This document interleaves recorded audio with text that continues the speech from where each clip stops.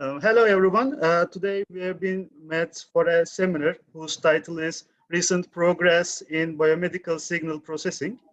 The seminar is going to be presented by Dr. Alper Selver. Alper Selver received the bachelor's degree from Gazi University, Ankara in 2002 and master degree and PhD degrees from 9 Eylül University in 2005 and 2010 respectively, all in electrical and electronic engineering. During his graduate studies, he has studied at FH Aachen, Germany, and Hafner Biomedical Imaging Laboratory at Columbia University, New York, United States. Currently, he is working as an associate professor at 9 Eylül University. Before I leave it to Mr. Alper, I would like to remind you that this presentation has been recorded and it can be published on the YouTube channel of the Graduate School. Now it's time for Mr. Alper to make presentation. Thank you for your presentation. Thank you, Ceyhun, for presenting me, and thank you for hosting me today in this presentation. I would like to discuss some topics about recent progress in biomedical image processing. And since this is a graduate seminar series, I would like to share my experience about how image processing changed in the last 15 years and how new graduate students can develop themselves, can enhance their knowledge in which areas in the field. So up to my experience, the good decisions comes from experience and the experience comes from bad decisions. And I would like to give examples to both cases from my story. As Ceyhun said, I am located at 9 Eylül University Engineering Faculty, and we are in close cooperation with the Medicine Faculty. And I was in Aachen in 2004 for developing radiological workstations, softwares, specifically software that are used by radiologists. And between 2005 and 2013, I have worked with a firm to really create a product as a radiology software, a viewing software, besides my master and PhD studies. And in 2009, in between them, I have gone to Columbia University for another project. And in 2015, I have spent some time in Imperial College, London, at Biomedical Lab. And in 2019, we have initiated a big grant challenge, what we call, as a new image processing challenge. So what I will discuss is the outcome of several projects I have worked in this period. So everything started with a 1001 TÜBİTAK project in 2004. That has an industrial part, and it is followed by another two projects between 2009 and 2019. And the radiological software that I have worked on, that I supervised, is called MediPlus. It is developed after 4 TÜBİTAK TEDEP projects, and I have worked as a researcher in an NIH project, also in the USA. And as the outcome, we have in 2019, last year, we initiated the CAUS project, the CAUS Grant Challenge, and this presentation will mostly talk about the CAUS Grant Challenge, how it is created, and what to expect from the following image-based graduate studies in the field. So, talk will include some specific topics in the biomedical image processing field, not all of them. We are usually starting with a 2D image series, tomographic image series in biomedical image processing. And we apply 2D, 3D image processing. And this is a very hot topic. Engineers love it. And specifically, the segmentation and classification constitute 80% of all studies. So if you are in the field, 80% of all the work is going to segmentation and classification studies. So this is a huge ratio, but the other parts, especially reconstruction, is a very open field. So based on this graph, which is published in Nature Communications last year, I would suggest you to follow especially reconstruction path if you are new to the field and want to work in biomedical image processing. And the 3D visualization, this is one of my research topics, and especially transfer functions, which make online visualizations with direct volume rendering. This is not a very popular field, so I'm a little bit sad about it. 3D printing is getting more important and important. We also recently printed a 3D liver for transplantation surgery. So this is also a very hot topic, but it's also a very expensive topic. So you need to have the infrastructure and the money to conduct such a research. And another important part is integration to radiology workflow. So what you have done if they can be used in radiology workflow, in the routine clinical workflow, then it means something. Otherwise, it's not invaluable, but it is just research if it is not used. But this is also something that is not really considered, especially in our country. So today I would like to talk about the grant challenges and why they are organized and why such a path is created. So everything started in 2006 with a mail written by Tobias Hyman to Bram van Ginneken, who are two very important people in the field. And specifically, the mail was saying to make a workshop, the highlight of which would be a live evaluation of the submitted algorithms on new data. So as you know, when you want to publish a paper, you need to apply your algorithm or method to a data set, and you need to show that your results are better than the state of the art. So here, to compare your algorithm to the other methods, you should either use the same data set they use, or if you have your own data set, you should implement these methods and compare them to your algorithm. And to overcome these problems, they created first grand challenge at liver. It was based on liver segmentation. So everybody on the field come together and they execute their algorithms at MICAI 2007 Congress at the same time in a half day, and the results are published. So today it has 816 citations, that paper. And in the very next year, we have published the liver segmentation methods. We missed the grand challenge, and it was a TÜBİTAK project as well. And it is cited by now 87 research studies. So if we have completed our algorithm and attended that grand challenge, now we will have around 10 times more citations.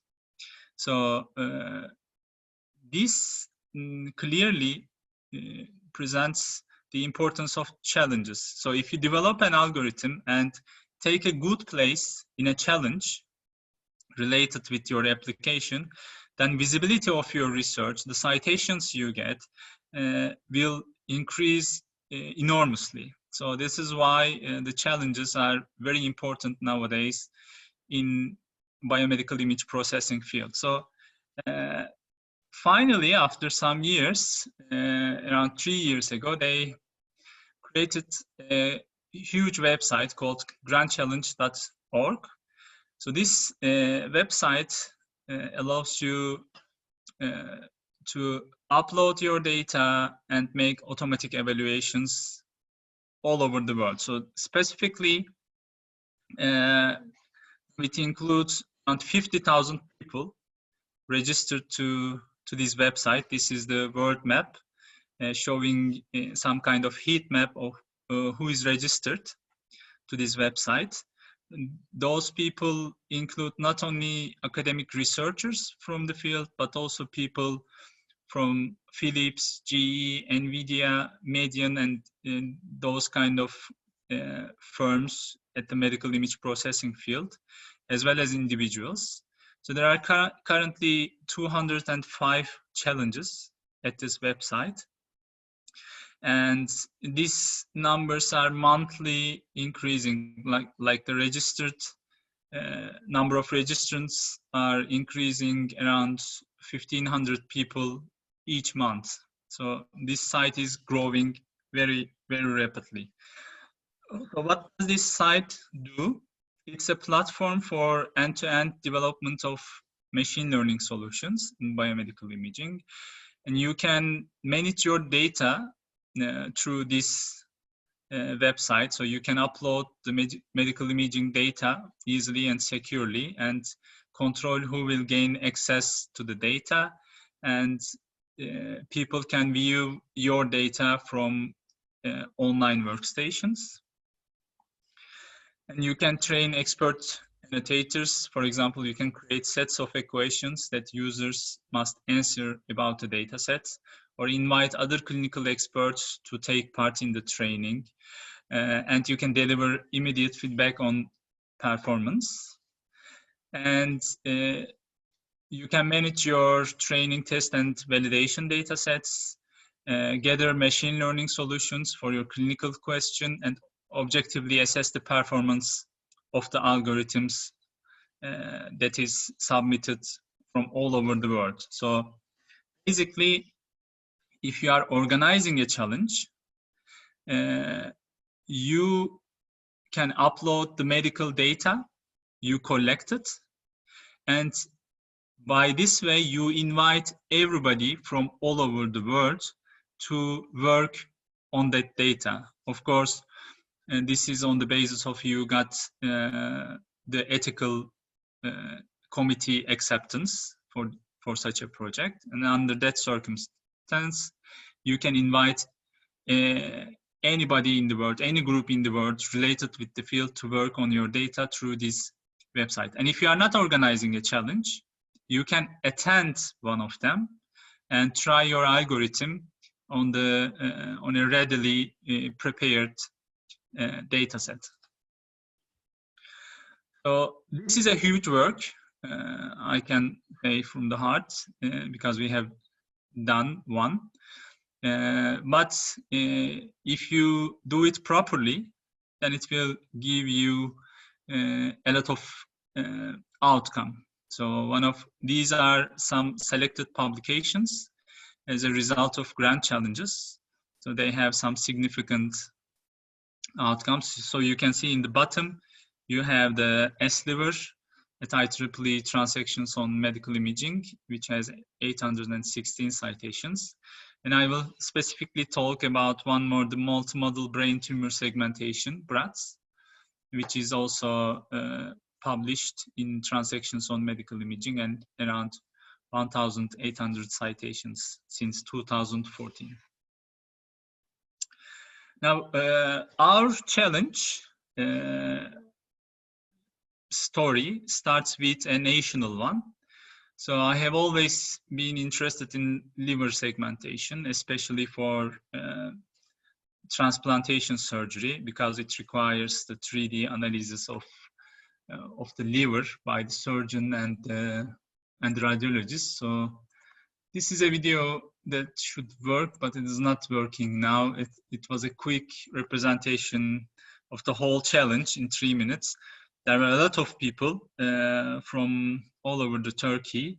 So, and if you're interested, we have published our results in diagnostic and interventional radiology, comparing some of the semi-automatic deep learning methods for liver segmentation from CT. So this is published this year as a national challenge outcome.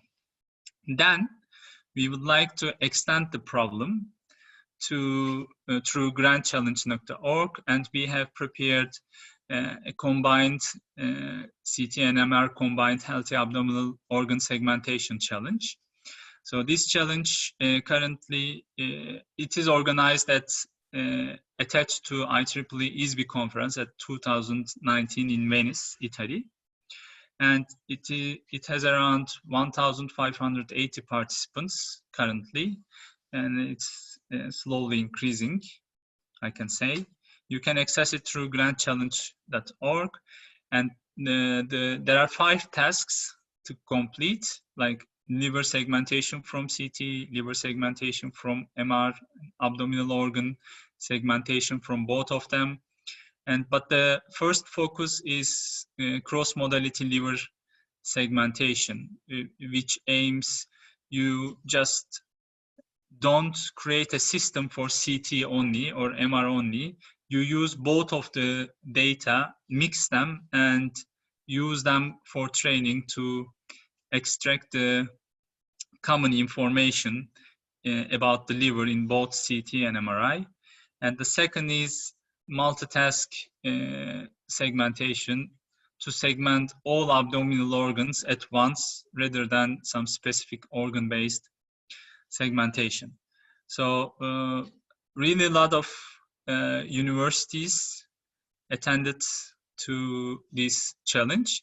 These are the ones that has attended during the conference, and afterwards we had a lot more. If you visit the website, you will see, and we have I can just tell you the main outcomes. I won't go into technical details at this presentation.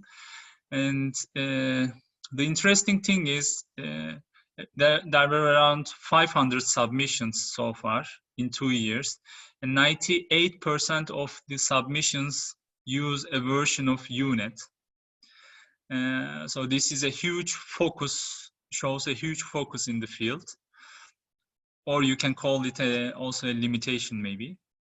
And the second outcome is deep models are currently beating the semi-automatic approaches for computer tomography, but not for magnetic resonance imaging.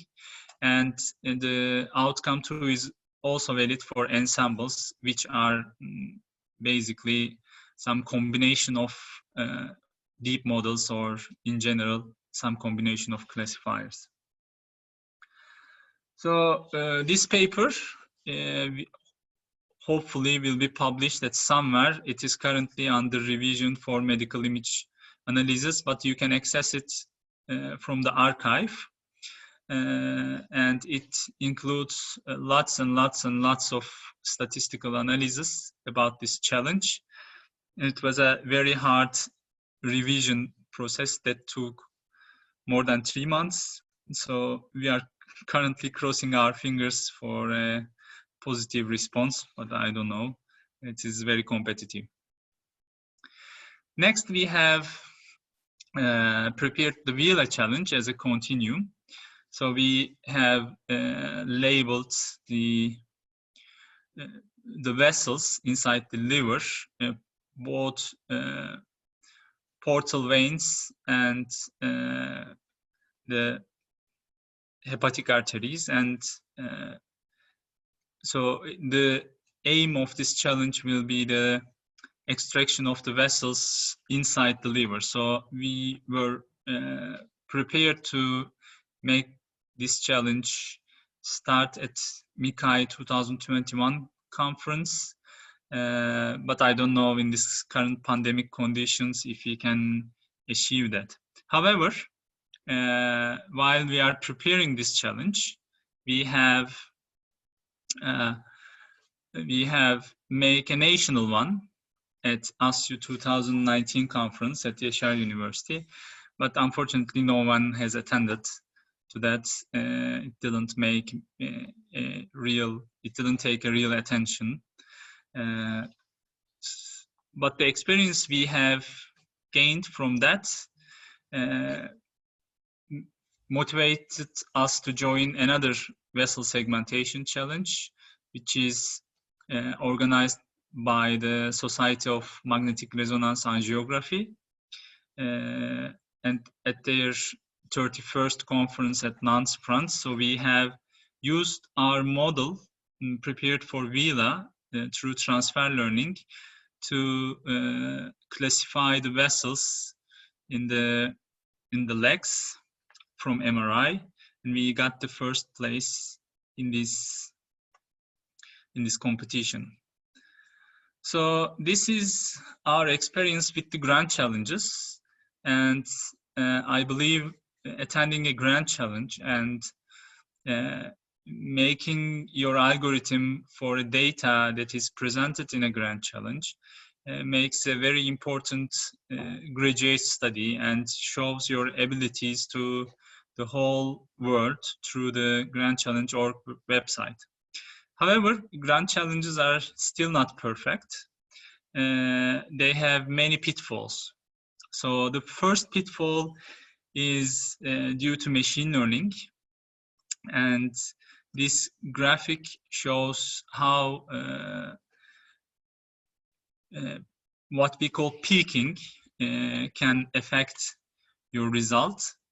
So usually the testing data sets should only be considered as the unseen or new data provided by the algorithms, and it should only be used for the evaluation. However, there's a way to use them at the algorithm development stage, and this is called peaking. Peaking is done through reporting too many iterative submissions and obtain results and modify your algorithm based on your results on the test data. So even though you do not have the ground truth for the test data, you can observe your model's outcome for the test data, and you can modify your algorithm for it. So, and this issue is really important to evaluate the algorithms which attended the grand challenge with multiple submissions. And there is currently no tool for recognizing peaking in a model. And both developing such a statistical tool and designing some methods to prevent peaking are very important research fields, we believe, in the biomedical image processing field. So this is an interesting research area. We currently have, we are making some experiments about this issue, but still we have a lot of study. We have to make a lot of more studies to receive something solid. And another pitfall is the explainability and interpretability of the model outcomes. I will show you a visual example here. So this is a pneumonia challenge designed by MIT, and here you have the ground truth represented in red, and if you look closely, it is some kind of heterogeneity in the area. So when they prepare such a data set and being prepared to create a challenge about it, they use some models at the intermediate step. Here is the result of one, And if we look closely, it is like a 91% overlap with the ground truth. And here is the second one. It has 92% success rate based on the accuracy metrics we know. And if I tell you how much is the score of this classification result, would probably say something around 30 or 40%. However, it received 94% success rate because it turned out that there was a labeling sign on the shoulder side of the patient at one of the acquisition modalities, and the deep models that recognize that sign automatically classify that sign and not the disease, but they got a very high success rate because of that sign coming from one of the modalities using which the diseased patients, not the healthy ones, are acquired. So we should be very careful about creating data sets. Of course, after this, they have changed that, but this is a very nice example of how data can, preparation of data. It's a little bit exaggerated example, but it's a nice example also to show how data can alter the results. Of course, the main thing is about explainability or interpretability of the hidden layers of the deep models. This is a big mystery. In the previous case, as you know, or the ones who work with artificial neural networks know that we were extracting our own features at that time. So we were sure what information we were feeding to the classification systems. However, currently the deep models extract their own features. And if we analyze, visualize the hidden layer outcomes of a convolutional neural network, then we will come up with the images on the right-hand side. This is from the Bratz challenge that received around 1,800 citations, and they observed that only 5% of these images makes sense to the human eye or the expert eye. It doesn't mean the rest of them is useless, or it doesn't mean they do not have information, but we cannot interpret them. So based on them, we cannot tell anything solid. However, somehow the deep models does. So the explainability and interpretability of the deep models is still an issue to understand how they work. The third is the difference between the metrics used for training and evaluation of a method. So for training, we use minimizing mean squared error. We aim that. But for the evaluation, in biomedical image processing, we have several metrics like volume overlap, relative volume difference, symmetric surface distance, and its average value tells you something, maximum value tells you other thing. For example, the symmetric surface distance is such a complicated metric that it compares two 3D objects voxel by voxel and determines the maximum distance of the error from the surface of two objects. So it gives you an idea about the surgical precision if you trust that algorithm result. So it is a very important metric when you are going to use the outcome of your model for surgical purposes.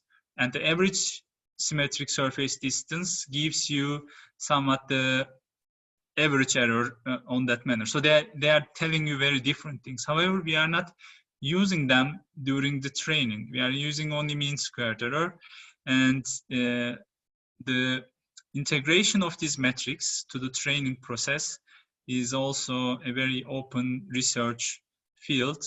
However, there are not all differentiable, so it's a very hard field to study. Now the fourth issue is using ensembles as winners. As I previously told you, ensembles are somewhat classifiers, collection of classifiers. So you have many methods that worked on an image, and you use the combination of them to obtain a consensus result. There are many combination rules or algorithms for that purpose. And Brat's challenge, won by Imperial College, uses such an ensemble called EMMA. It is the name EMMA comes from ensembles of multiple models and architecture for robust brain segmentation. So although classifiers are known to achieve better results compared to their base classifiers, even when those classifiers are overtrained, the organizers of medical segmentation competitions often use ensemble superiority to combine the top results to achieve these superior results. However, this success rate is very questionable because of the following. The multiple submissions are allowed, as I said. So when a challenge is online, you do not have a single shot. You can submit your result multiple times. And this allows the participant to tune their algorithms on the testing data, which is a form of peaking, as we have discussed. And therefore, an ensemble can be overtuned on the testing data. And besides, the hyperparameters of the individual models are tuned strictly for the problem, and that makes ensembles very complicated. So the use of ensembles as winners is a tricky issue, and we are preparing a paper about that. So on the contrary to most recent studies, we propose what we call a vanilla style ensemble. So if we are suggesting that if you use ensembles, you do not tune the hyperparameters of the networks very much, so that they do not get overtrained for your data. And you use them with their default parameters. And next, we have used several combination methods and try to show that the generalization capacity of the ensemble gets better on that case. And this is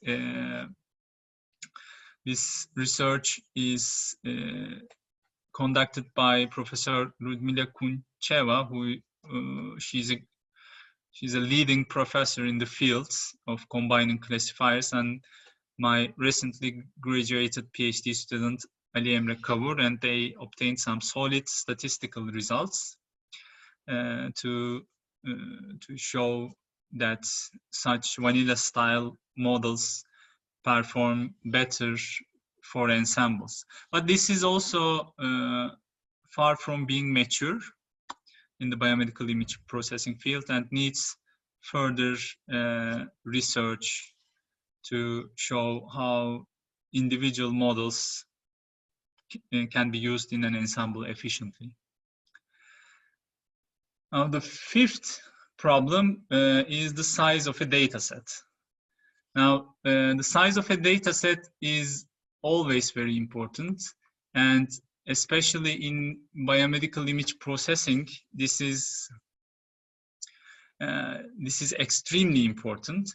But well, I really want to show you this, so I might go like this here. I hope you can still see the screen.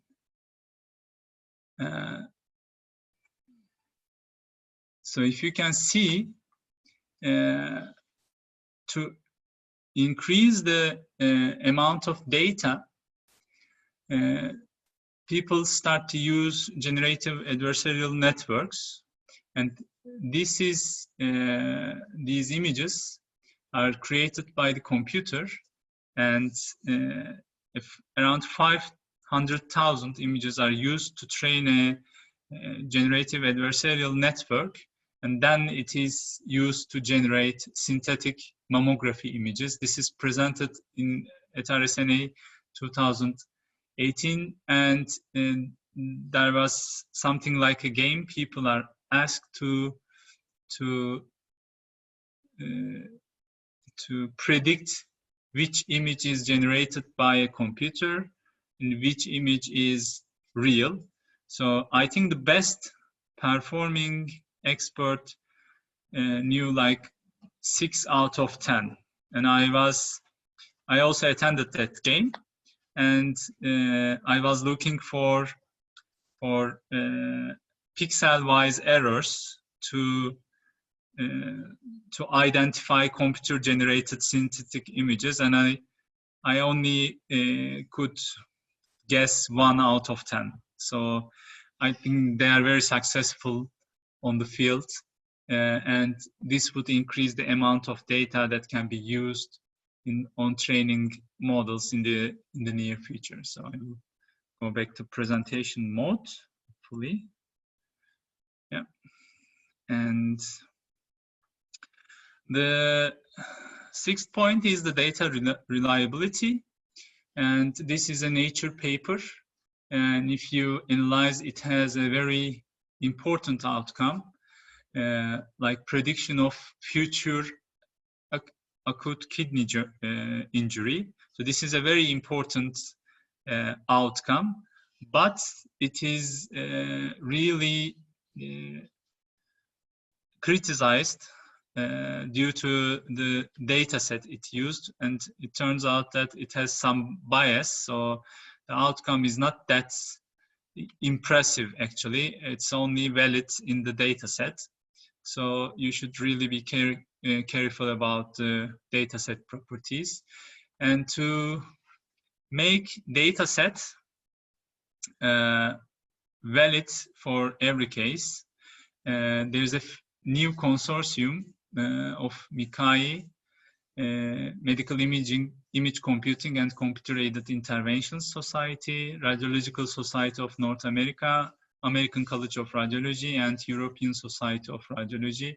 And it is, this consortium is prepared for data representation and problem statements. So it would be good if you can follow this website when you are deciding your research. So upcoming is using Radiologists for AI design and programming without coding. This is a very popular now in radiology. In radiology, they have a new artificial intelligence journal, very high impact journal, and in one of the editorial works, it says that the radiologists can also use deep learning methods directly, and they even make a classroom for that, medical imaging deep learning classroom called Middle C. There are some publications offering I am sorry, automated design without coding for radiologists, but also there are some comments on that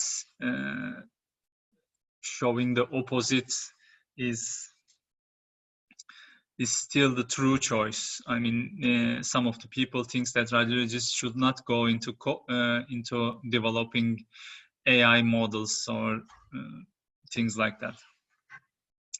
So the last thing I would like to talk about, if I have time, or we can stop here. We have time. Okay. Continue. I will just take 5 more minutes of your time. And one of the important developments through grantchallenge.org is the finding certified solutions. Now, there's a strong hype in the field, and there are some new technology firms offering FDA-approved medical imaging solutions. This is quite new. Getting an FDA approval for an AI-based solution is very interesting. So when you are developing, but this is a hype, but when you are developing an algorithm, you should also consider not only the scientific literature, but also these certified solutions. And in 2004, when I was in Germany, we have, this is the software we have created, the radiological viewing software. And it has some important properties about DICOM compatibility and visualization. We have also published it. And I have reflected this experience I gained from this project to Turkish firms.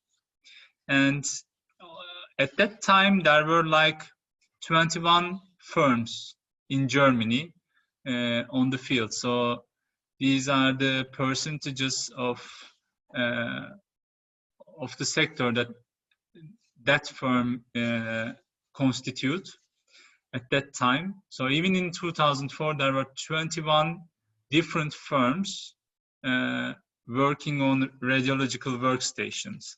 And in 2004, when I come back to Turkey, there were none working on such a field. So we have completed 4 tailored projects and 2 1001 projects to create the first radiological software of Turkey. And we have accomplished it. So based on the raw images and after data acquisition, you could store your data on a MediPlus PACS, and you could do everything related to 3D visualization and analysis through this software. And in 1001 projects, we have also increased the DICOM compatibility and telemedicine properties of that software, which is a must nowadays. Now I can tell you this and I can tell you the product name without any statements of disclosure, because the product is not available now. Unfortunately, the firm has closed that division due to some economical reasons. But that's something I am very sorry for, because if we had that software now, we would have a great base to integrate our AI-based solutions so that they can be directly used in the clinic and they can be tested in the clinic without waiting for a long time on the shelf. So I think something that the USA and Europe is good at is turning those things into products. For example, at Columbia University, this is the pulmonar workstation that I worked on at 2009, and I looked at its website at 10 years after last year. I have seen that it's turned into a totally brilliant company which aims transforming lung care in the age of intelligence. So this is such a nice improvement, and in order to achieve this, we need to have consistent research directions in the radiological image processing. So my last slide is about the reconstruction. So if you're interested in biomedical image processing and want to do some work in the less studied fields, you can have a look at this new data set, which is called FastMRI. In the case space of magnetic resonance imaging modality is downsampled by some factors, and you are trying to obtain a model which can reconstruct this case space and obtain a high quality image in less time. This would be a great field to study. So thank you all for your time. This is all for me. Thank you for this great presentation on behalf of all participants. You provide us a really important understanding on biomedical image processing, especially in novel topics. Now I want to ask any question about the presentation. If anyone wants to ask any question, can open the microphone and can ask. Okay, Erdem. Erdem, you can unmute your microphone.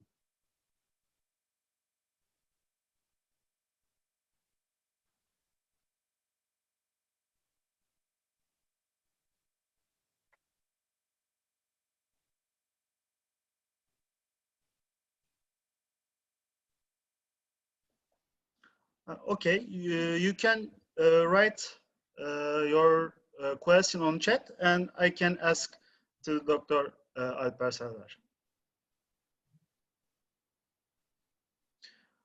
The question is, what is the most popular or the most proper metric used in studies to measure the success of X-ray image segmentation and classification?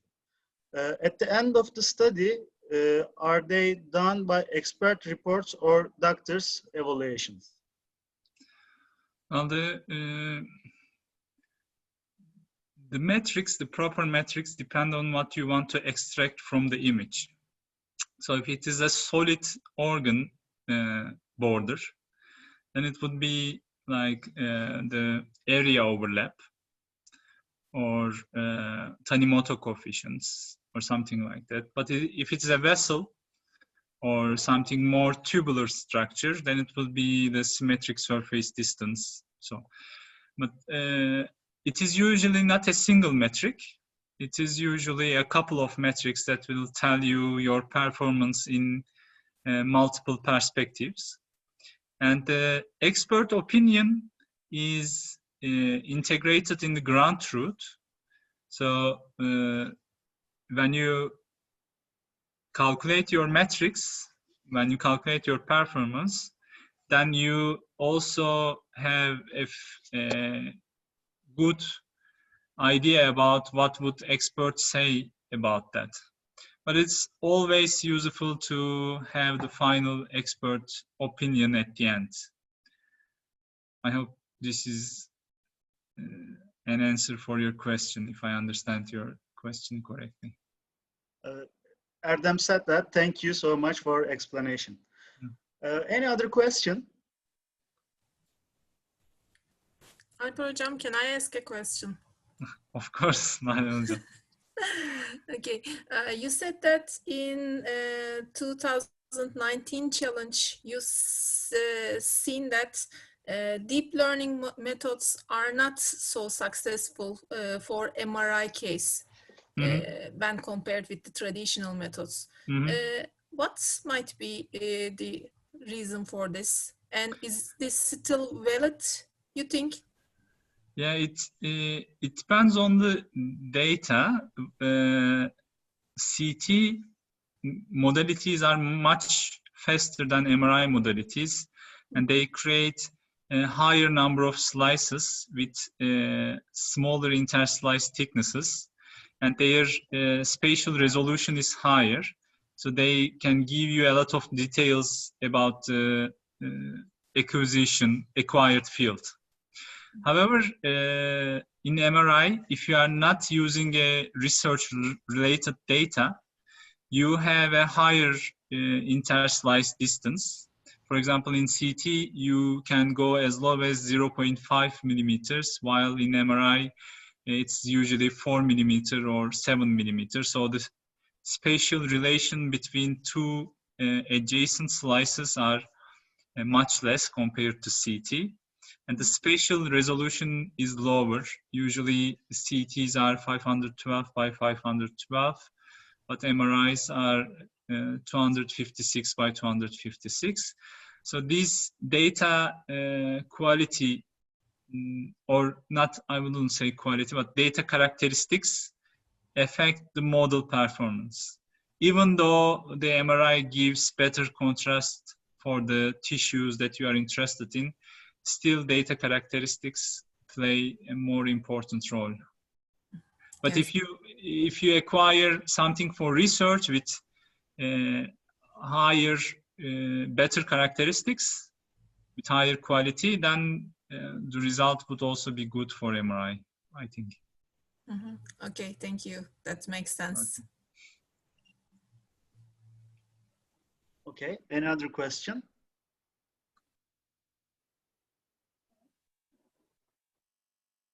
As I see that there are no any other question, I want to ask something. I want to ask something more than image process, biomedical image process. I want to ask you to, I want to learn which technologies are used to obtain this image. What are the novel technologies to obtain this image that can be processed in these techniques? Well, it is the modality side of this research is usually performed abroad. We have very limited sources in here, but I think biggest source is UMRAM at Ankara, Turkey. So it's the Magnetic Resonance Center that has its own research-oriented magnetic resonance modality, and in there you can study on the antennas of the magnetic resonance imaging modality, or the coils, or any other component related to the hardware of the machine. Now, besides that hardware, the most of the research is focused on acquiring data in less amount of time for MRI by taking less samples from the Fourier space. And for CT, it is acquiring the same quality image using lower doses of X-ray. So I think these are the important research fields on CT and MRI. And I believe for the ultrasound, there are also many active research fields. But one of the interesting things I have seen is the use of robots for using ultrasound probes. And with the help of these deep models, the use of the robots acquiring ultrasonic images are really increasing, and it's very impressive, I think. Thank you very much about your answer. Anyone who wants to ask any question? Erdem ask an additional question. Mm-hmm. I want to ask a model to use for oral diagnosis. Oral diagnosis of what? I would ask. Erdem.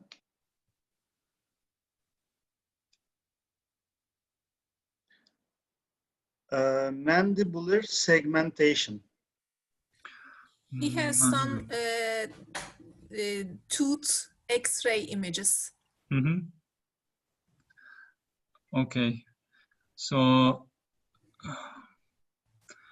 I do not know any model specifically designed for that, but I can suggest to go through the grandchallenge.org website, and you can find a similar challenge. And if you go to the results part, then you will have the models submitted for that challenge. And then among them, you can choose one of them and start with that. So you can have an initial model to working on a similar problem. And you can use tools like transfer learning or others to modify that model. That can be a path, but I do not know directly a model working on your application. Erdem said that, thank you, hocam. It helped a lot. I will check immediately. Okay, great. Okay. Any other question? As I see, there is no more question. Thank you for all of you to participation in this seminar. I believe it's very, very useful and good presentation. Thank you for Mr. Alper Selver. If there is no anything, I will end it. Thank you for hosting me. Thank you. I will end it this session. Okay. See you. Bye-bye.